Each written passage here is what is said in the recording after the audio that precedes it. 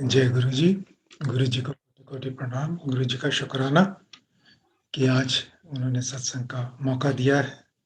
आई संगत को प्यार भरा नमस्कार, जय गुरु जी और ढेर सारा प्रणाम। श्वेता आंटी और उनकी टीम को भी शुक्राना कि उन्होंने ये प्लेटफॉर्म प्रोवाइड किया है सत्संग करने के लिए।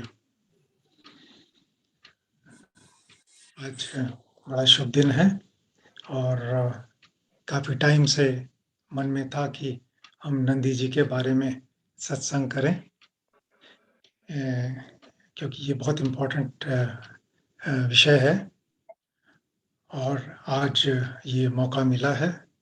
सो संगत जी, आज हम शिव पुराण से जो नंदी जी का प्रसंग है उसके ऊपर चर्चा करेंगे और इसके बाद हमें पता लगेगा कि नंदी जी का वास्तविक रूप क्या है। हम किसी भी शिवालय में जाते हैं, शिव मंदिर में जाते हैं, तो हम देखते हैं कि शिवलिंग के सामने नंदी जी विराजमान रहती हैं, शिवलिंग की तरफ मुख करे हुए। किसी भी मंदिर में हमेशा ये मिलता है। बड़े मंदिर के अंदर भी ये नंदी जी विराजमान है। संगत भी, बहुत सी संगत भी जब सत्संग करती है तो गुरु जी के स्वरूप के बगल में शिव जी की मूर्ति और उसके साथ नंदी जी को बिठाते हैं। तो ये नंदी जी प्रायः सब जगह दिखती हैं जहाँ शिव जी की मूर्ति स्थापित रहती है। पर ये भी एक सत्य है कि अधिकांश संगत नंदी जी को ऋषभ मतलब बैल रूप में एज शिव जी का वाहन ही स्वीकार करती है, उसी के रूप में देखती है। और अक्सर हम नंदी जी को प्रणाम भी करना भूल जाते हैं। नंदी जी को हम देखते हैं, उनको शिव जी की सवारी के रूप में देख के बात खत्म हो जाती है। तो ये जरूरी है जानना कि नंदी जी कौन है। जिस तरह विष्णु जी की सवारी गरुड़, गणेश जी की सवारी मूषक, ब्रह्मा जी की सवारी हंस, इसी प्रकार शिव जी का ये जो सवारी है वो वृषभ मतलब बैल है। ये सत्य है। पर नंदी जी को हम सिर्फ वृषभ रूप में ही देखें, ये ठीक नहीं होगा। इसी प्रसंग के लिए आज का ये सत्संग, जिससे कि हम जाने नंदी जी के चरित्र के बारे में। ये प्रसंग शतरुद्र संहिता शिव पुराण में से लिया गया है और ब्रह्मा जी के पुत्र सनत कुमार जी नंदी जी से स्वयं पूछ रहे हैं कि आप अपने जन्म के बारे में और किस तरह आपको शिव जी का सानिध्य प्राप्त हुआ, उसके बारे में आप बताइए। तो ये नंदी जी अपने बारे में खुद बता रहे हैं। एक बहुत प्रसिद्ध महर्षि होते थे, शिलाद जिनका नाम था। शिलाद ऋषि बैचलर थे, उनके कोई संतान नहीं थी। तो इसलिए उनके जो पितर थे वो थोड़े दुखी थे, क्योंकि जब वंश अगर आगे नहीं बढ़ता तो पितर लोग दुखी हो जाते हैं। उनकी पितर लोगों की प्रसन्नता के लिए शिलाद महर्षि ने पुत्र पाने की लालसा से तपस्या शुरू करी, जिससे कि उनके पितर लोग प्रसन्न हों। वो बैचलर थे तो उनके लिए समस्या थोड़ी ज़्यादा थी। तो उन्होंने सबसे पहले इंद्र के प्रति रुख करके तपस्या शुरू करी। कठोर तपस्या के बाद इंद्र देव ने उनको दर्शन दिए। दर्शन देके उन्होंने कहा कि वर मांगो। तो शिलाद ऋषि ने कहा कि आप मुझे अयोनिज और अजर अमर पुत्र प्रदान करें, ऐसा मुझे आशीर्वाद है। अयोनिज मतलब जो योनि से ना हो, यानी माँ के गर्भ से ना पैदा हो, क्योंकि वो तो बैचलर थे। तो उन्होंने माँगा, हमको अयोनिज अजर अमर पुत्र की प्राप्ति हो।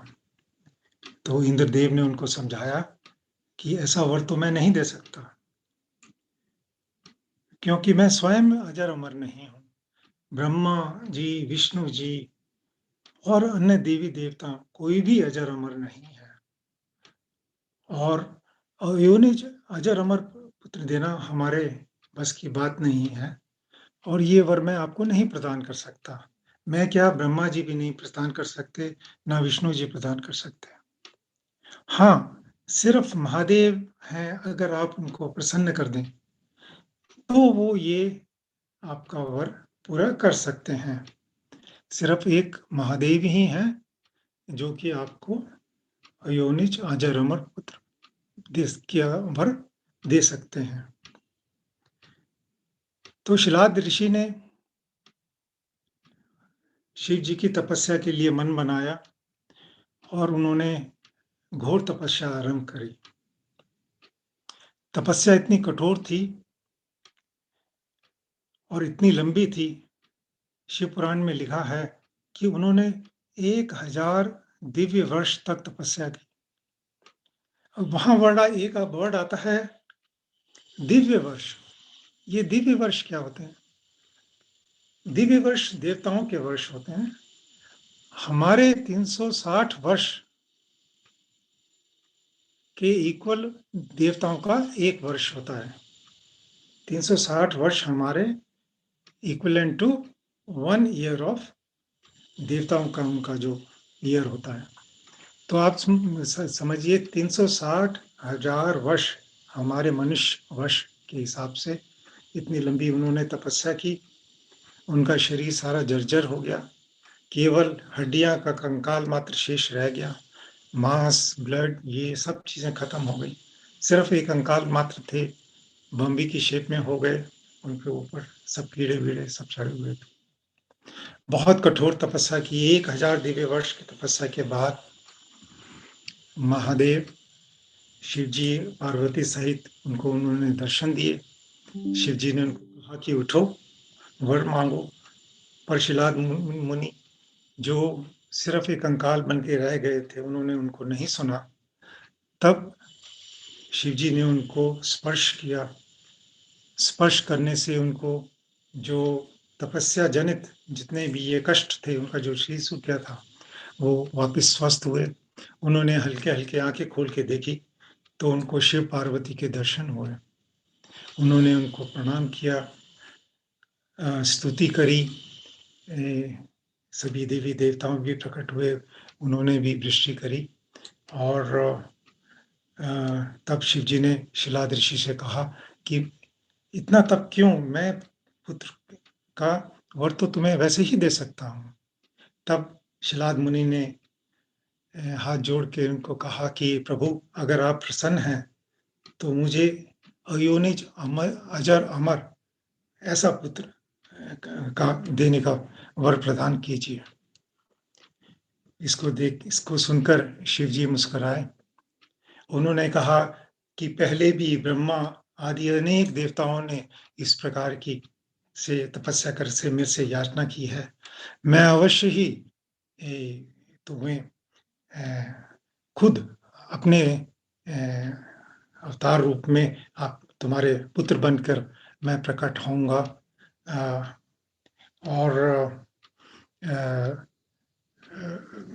तब उन्होंने बड़ी अच्छी बात कही कि जब, क्योंकि शिव जी खुद जगत के जनक हैं, पिता हैं, और वो खुद शिलाद ऋषि के पुत्र के रूप में जन्म लेंगे। तब उन्होंने कहा कि हे ऋषि, तब आप जगत पिता के भी पिता बन जाएंगे। शिलाद मुनि जी बड़े प्रसन्न हुए और उनको ये वर दे के शिव पार्वती जी वहीं से अंतर्धान हो गए। खुशी खुशी शिलाद ऋषि अपने अ, पर्णकुटी में अपने स्थान पे आए और यज्ञशाला यज्ञ करने के लिए यज्ञ स्थल का कर्षण करने लगे। उसी समय उनके शरीर से एक छोटे बालक ने जन्म लिया। वो बालक बिल्कुल शिवजी का ही स्वरूप था। 3 नेत्र, जटाजूटधारी, हाथ में त्रिशूल और अस्त्र लिए हुए, बिल्कुल हूबहू जैसे बेबी शिव इस बाल रूप में वो पैदा हुए। उनके पैदा होते ही आकाश से फूलों की वृष्टि होने लगी। सारे आकाश में देवी-देवता छा गए हैं। फूलों की वर्षा होने लगी। अप्सराएँ नृत्य और गान करने लगीं। और शिवजी, उसमें लिखा है शिवजी और माँ अम्बा, वो भी आकाश में प्रकट हुए और एक बहुत महान उत्सव हुआ। सभी ऋषिगण, मुनिगण शिलाद ऋषि की प्रशंसा करने लगे कि आप कैसे सौभाग्यशाली हैं कि आपके घर प्रभु ने स्वयं पुत्र के रूप में जन्म लिया है। शिलाद मुनि बहुत ही प्रसन्न हुए और बहुत ही आनंद उन्होंने महसूस किया।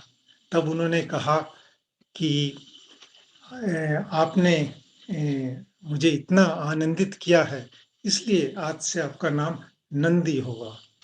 तो ये नंदी जी का नाम शिलाद ऋषि ने उनके आनंदित होने पे हुआ। वो जानते थे कि ये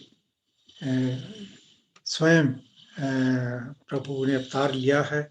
उनकी बहुत स्तुति की गई, पूजा पाठ किया गया और उस बालक को वो अपने साथ अपनी पर्णकुटी में अंदर ले जाने लगे। वो उस वक़्त ऐसे खुश थे जैसे किसी गरीब को बहुत बड़ी निधि मिल जाती है, बहुत खजाना मिल जाता है। तो इस तरह वो बहुत ही आनंद थे, खुशी थे और उनको बालक को उन्होंने गोद में लेके जैसे ही उन्होंने पर्णकुटी के अंदर एंटर किया, तो वो बालक शिव रूप से बदलकर साधारण मनुष्य रूप में, मनुष्य बालक रूप में आ गया। इसको देख के उनको बहुत ही दुःख हुआ, रोने भी लगे, पर यही वास्तविकता थी। तो उस वक़्त उनका जो पुत्र नंदी इस वक़्त मानव रूप में, बालक के रूप में आ गया। बहुत प्रतिभाशाली बालक और 5 साल की आयु में ही शिलाद ऋषि ने उनको वेद पुराणों का और शास्त्रों का ज्ञान हो गया उनको। 7 साल के पूर्व होने खत्म होने पे जब 8वां साल लगा, तब ऐसा हुआ कि 2 मुनि, जिनका नाम था मित्र और वरुण, ये 2 मुनि थे। ये टहलते हुए वहीं शिलाद ऋषि जहाँ अपने नंदी के साथ रहते थे, वहाँ आए। उन्होंने नंदी को देख के कहा कि ऐसा भव्य बालक तो हमने कभी देखा नहीं। पर बड़े दुखी से हो गए। तो शिलाद ऋषि के पूछने पे भी कि क्या बात है? तो उन्होंने कहा कि इस बालक की अल्प आयु है। हमारे हिसाब से हम देख रहे हैं कि इस बालक की आयु सिर्फ 1 वर्ष और शेष रह गई है। ये सुन के तो शिलाद ऋषि को बहुत ही ज़्यादा कष्ट हुआ, बहुत ही ज़्यादा रोने चिल्लाने लगे, बेहोश से हो गए। उनको समझ में नहीं आ रहा था कि ये क्या हुआ। उनको इतना विलाप करते हुए देख के तो नंदी जी वहाँ आए और उन्हें पूछा, आप क्यों विलाप करते हैं? तो उन्होंने जो वरुण और मित्र मुनि थे उनकी बात बताई। तो उन्होंने कहा कि आप बिल्कुल निश्चिंत रहें। कोई भी यमराज, दानव, देवता, मनुष्य, कोई भी किसी भी जाति का, किसी भी योनि का मानव या और कोई देवता और असुर, कोई भी मुझे मार नहीं सकता, मृत्यु मेरे निकट नहीं आ सकती। आप बिल्कुल निश्चिंत रहें। तो उन्होंने कहा कि तुम्हारे पास ऐसा कौन-सा मंत्र है जिसकी वजह से तुम मृत्यु को टाल सकोगे? तो उन्होंने कहा, मैं मृत्यु को किसी मंत्र से नहीं टालूँगा, मैं तो शिव जी की उपासना करूँगा, उन्हीं को प्रसन्न करूँगा और उन्हीं की आज्ञा से मैं अजर और अमर होऊँगा। ऐसा कह के वो एक वन में चले गए और वहाँ उन्होंने अपने मन में शिव जी का जो त्र्यंबक देव स्वरूप है, जिनके 5 मुख हैं और हर एक प्रत्येक मुख में त्रिनेत्र हैं, 10 भुजाएँ हैं। ये जो महादेव का सदाशिव का पंचमुख विग्रह है, उसको अपने मन में धारण करके उन्होंने रुद्र मंत्र से उनका जाप शुरू किया। कठोर तपस्या की, उसकी तपस्या से प्रसन्न होके शिव पार्वती के साथ उनको दर्शन देने के लिए आए और उनको कहा कि तुम क्यों व्यर्थ में डर रहे हो? वो जो मुनि वरुण और मित्र तुम्हारे पास आए थे, वो मैंने ही भेजे थे। तुम तो अजर अमर हो, तुम्हें किसी बात की चिंता करने की कोई ज़रूरत नहीं है, तुम्हें कोई तप करने की ज़रूरत नहीं है।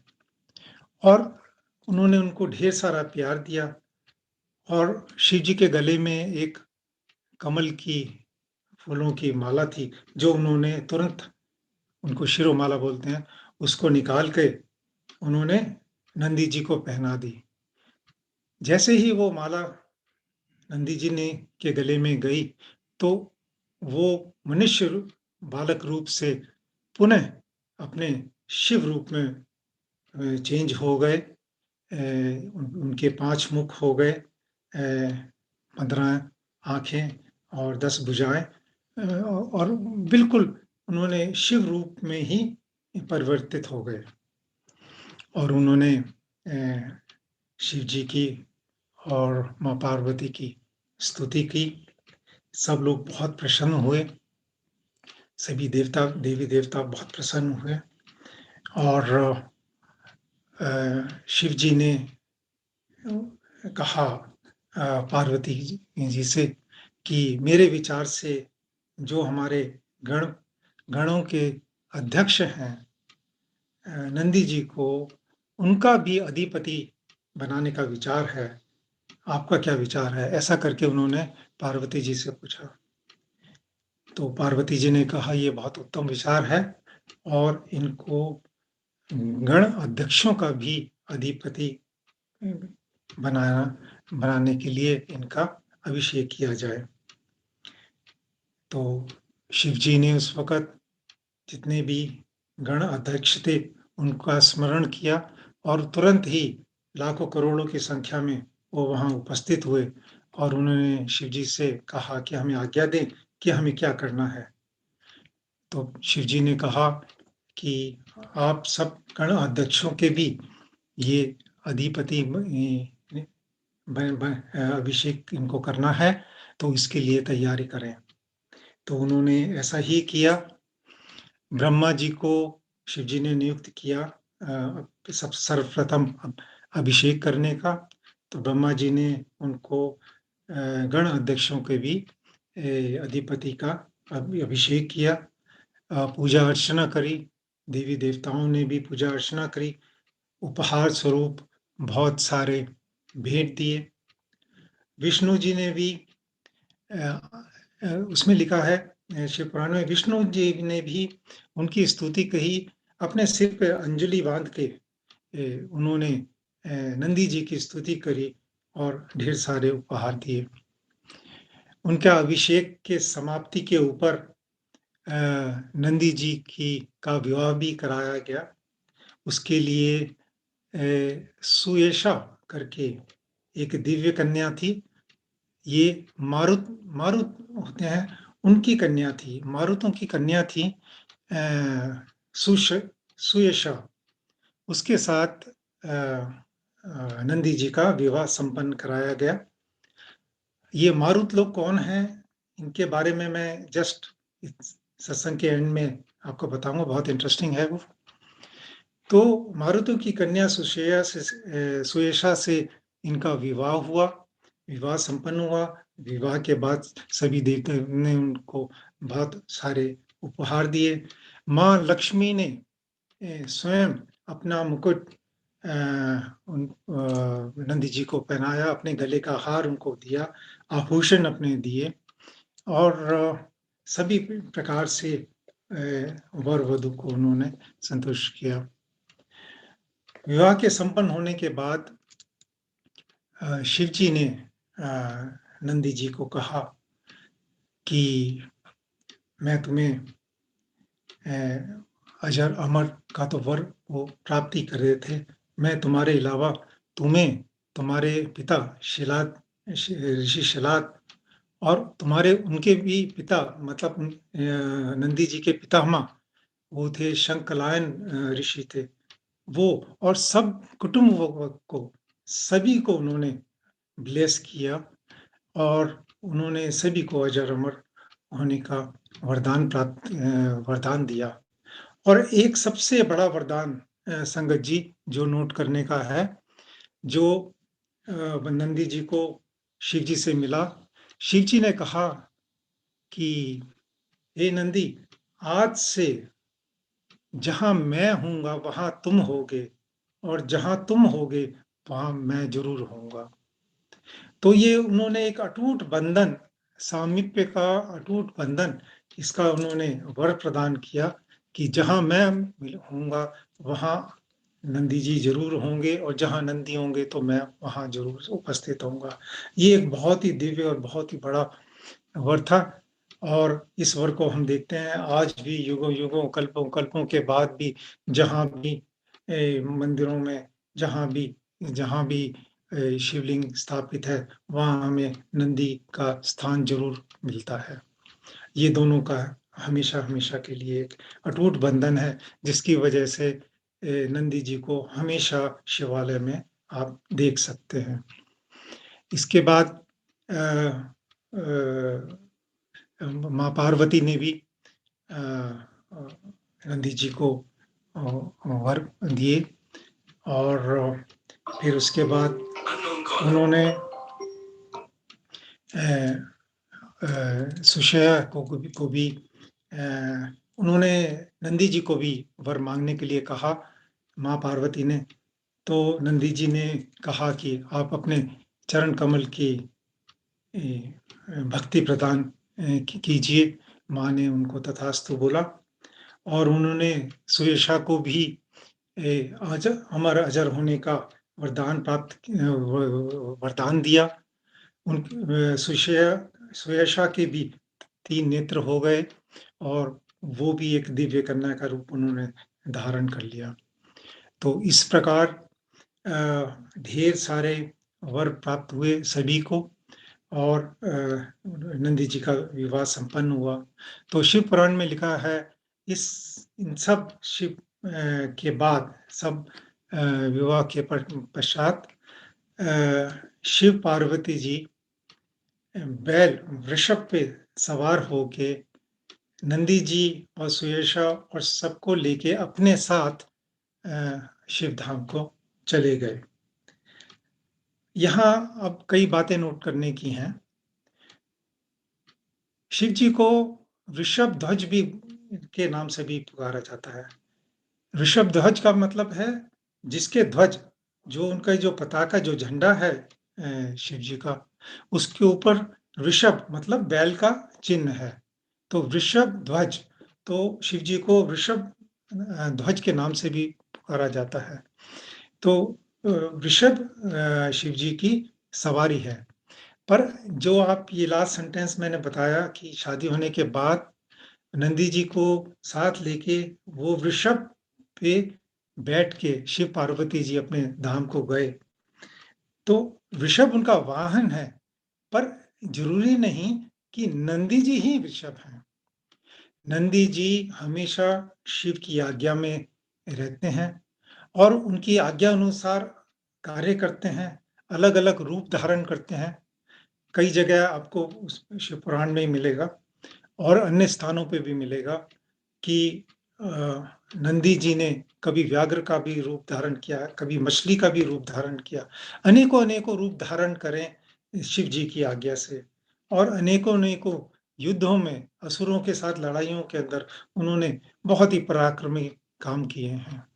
तो नंदी जी शिव के अवतार हैं और शिव की आज्ञा से ही वो उनके वैसा ही रूप धारण करते हैं और वैसा ही कार्य करते हैं। और अपनी शिव जी की इच्छा से ही वो वृषभ का भी रूप धारण करते हैं।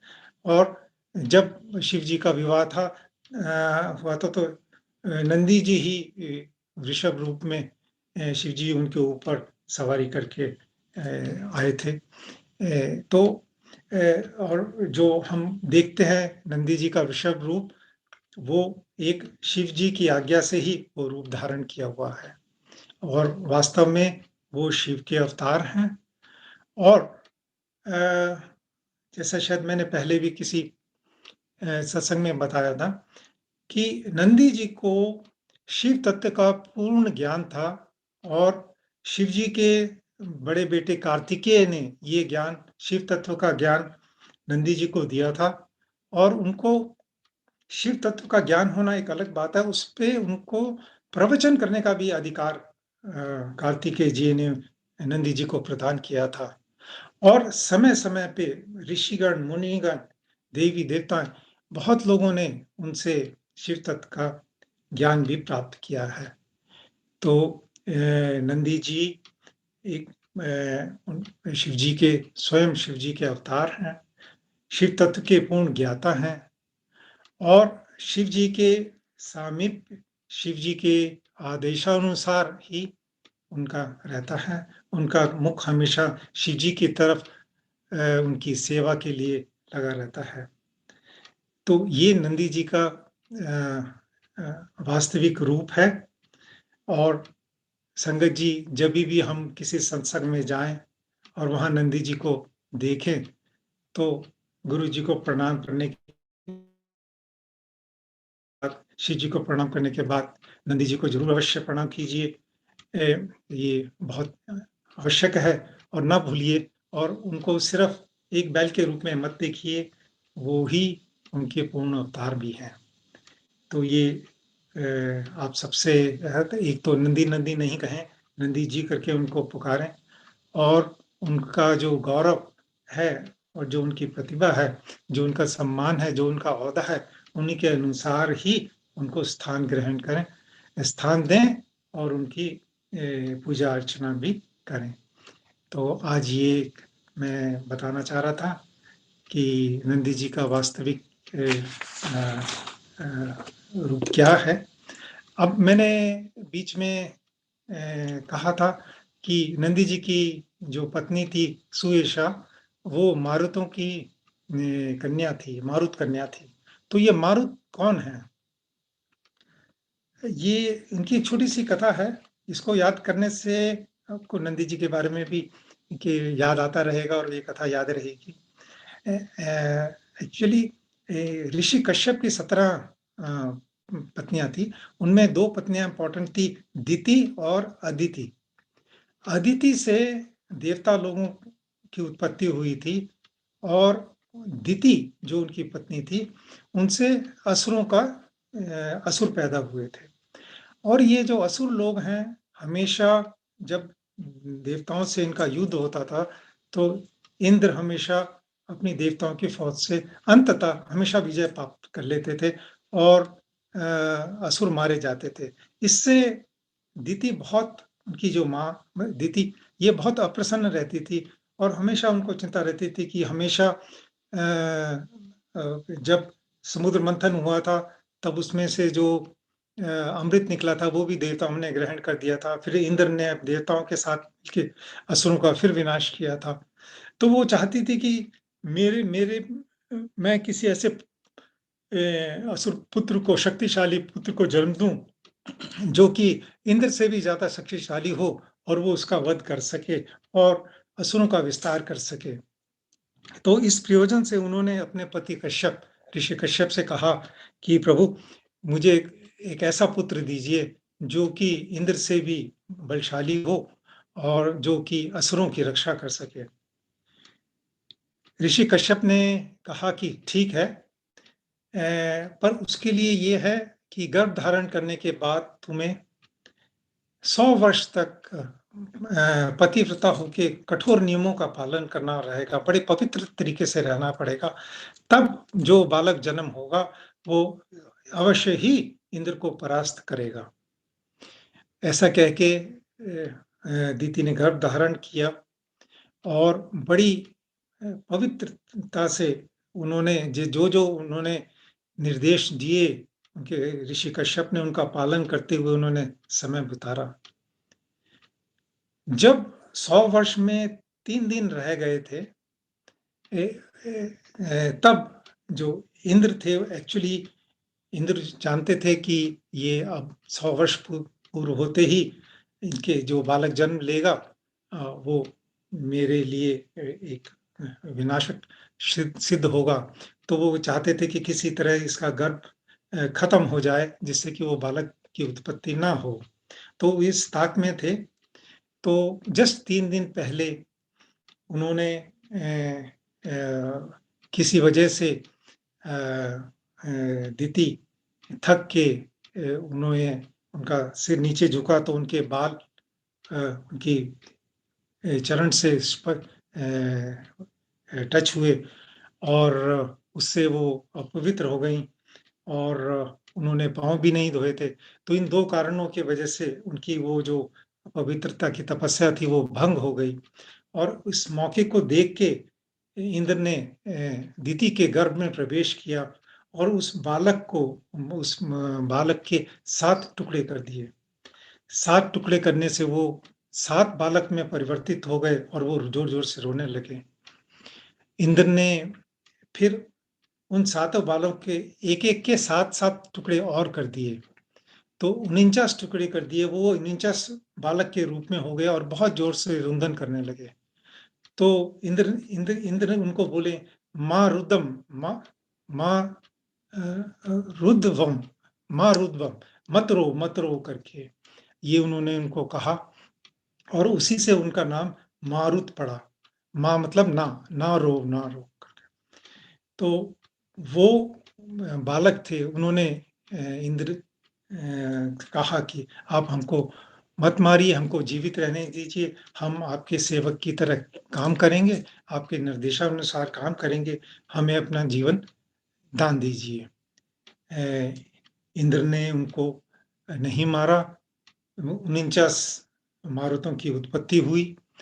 उन्होंने अपना जो आसुरी भाव है उसको त्याग दिया और देवताओं की शरण में इंद्र की आज्ञा के अंदर वो उपस्थित हुए और अभी भी वो इंद्र की में 49 सैनिक की तरह काम करते हैं।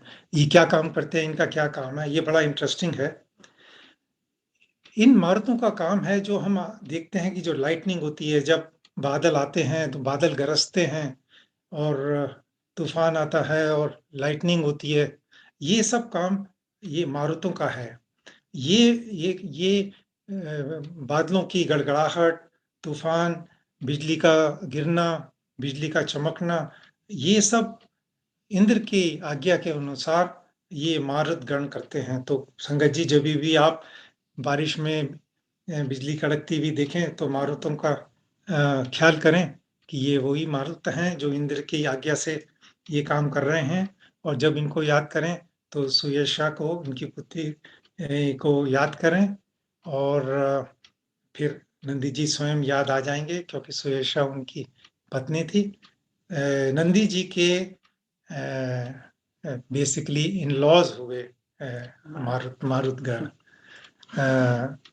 तो इस तरह जब आप कनेक्ट करेंगे तो आपको अपनापन लगेगा और शिव पुराण से हम ढूंढते हैं, शिव पुराण पढ़ते हुए छोटी छोटी चीजें ढूंढते हैं जो कि हम आजकल की अपने जीवन से हम कुछ रिलेट कर सकें, जिससे कि एक शिव पुराण से अपना एक संबंध सा बनता है, एक आत्मीयता आती है और हमें ऐसा लगता है ये हमारी पुस्तक है, बहुत बड़ी, बहुत दूर की पुस्तक नहीं है। तो कभी भी बिजली का चमकना देखें, बादलों की गड़गड़ाहट सुने तो सुयशा नंदी जी को और शिव जी को, गुरु जी को ज़रूर प्रणाम कीजिए। अब एक नंदी जी का सत्संग कुछ समय पहले हमारी डॉटर इन लॉ के साथ हुआ था पूना में। मैं अपनी आंटी से कहूँगा कि वो शेयर करें नंदी जी का जो सत्संग, उसके बाद हम समापन करेंगे। ओके। जय गुरु जी, जय गुरु जी। सबको बहुत बहुत प्रणाम। जैसा कि अंकल ने अभी नंदी जी के बारे में बताया कि उनकी महिमा की, वो किस तरह से वो शिव जी के अवतार हैं। तो मुझे एक सत्संग अपने घर का ही याद आ रहा है, अंकल ने मेरे से कहा आप शेयर करो। तो ये बात है सन 2012 की, 2012 की बात है। मेरा बेटा एयरफोर्स में है और उनका उस समय ट्रांसफ़र पूना हुआ था, दिल्ली से पूना गए थे वो लोग। मई में पहुंचे थे 2012 में, मई बिगनिंग में। और जब तक वहाँ सब ये सेटल हुए पूरे महीने अपने नए घर में, तो 31 में आया। जैसा कि पता है सबको कि गुरु जी का महासमाधि दिवस होता है 31 मई को। तो उस बार प्रतीक्षा, मेरी डॉटर इन लॉ, पहली बार अलग थी, यहाँ मेरे से दूर थी। तो उसने मुझे फ़ोन किया कि मम्मी कल गुरुजी का महासमाधि दिवस है, मैं क्या करूं, मैं क्या कर सकती हूँ। मैंने उसको कहा कि आप थोड़ा सा कड़ा प्रसाद बना लेना और अपने मंदिर में गुरुजी को भोग लगा लेना। ठीक है बोली, बिल्कुल, बहुत बढ़िया। अगले दिन सुबह उसने अपना, जैसा कि उसका नियम था, सुबह नहा धो के अपना बनाया प्रसाद और वो अपने मंदिर में उसने गुरुजी को भोग लगाया। जब वो भोग लगा रही थी, उसी समय उसको अपने बैकयार्ड में किसी बहुत बड़े ऐसे बैल की सी आवाज़ आई, बहुत बड़े, जैसे जो कि वहाँ पे बहुत ही रेयर चीज़ होती है एयरफोर्स स्टेशन में। उनको गुरुजी की कृपा से बहुत बढ़िया घर मिला था, बिल्कुल ग्राउंड फ्लोर कॉर्नर का घर, जिसमें आगे पीछे बहुत बड़ा लॉन था, बैरिकेटेड, और पूरा बैरिकेटेड रहते हैं लॉन्स। तो कोई भी, किसी भी, कोई गाय, कोई भी बैल, कोई इस तरह के कुत्ते, कोई भी जानवर वहाँ पे ऐसे जनरली आते नहीं हैं, आ नहीं सकते। तो उसको जब एकदम से बहुत ही ऊंची आवाज में ऐसी आवाज सुनाई पड़ी, तो उसने एकदम से सोचा जाके देखूं ये कौन भैया आ गया हमारे बैकयार्ड में। वो गई वहां पे, पीछे देखा तो एक बहुत बड़ा, बहुत ह्यूज, बड़ा सुंदर बैल ऋषभ वहां पे खड़ा हुआ था। तो उसको एकदम ऐसे देख के लगा कि ये तो शायद कोई साधारण बैल तो है नहीं, ये बिल्कुल ही अजीब सी उसकी वो आभा थी और बहुत ही ह्यूज। उसको लगा कि शायद ये नंदी जी तो नहीं है।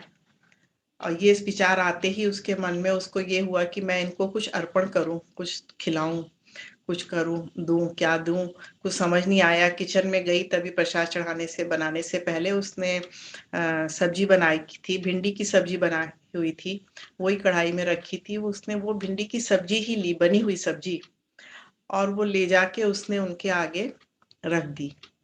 इतने में फिर वो अंदर आई फॉर फ्यू सेकेंड्स, अपना फोन लेने की, चलो मैं पिक्चर ले लेती हूँ। और फोन लेके जैसी वो बाहर गई, तो क्या देखती है, वहां कोई भी नहीं है, कोई बैल, कोई वृषभ नहीं है।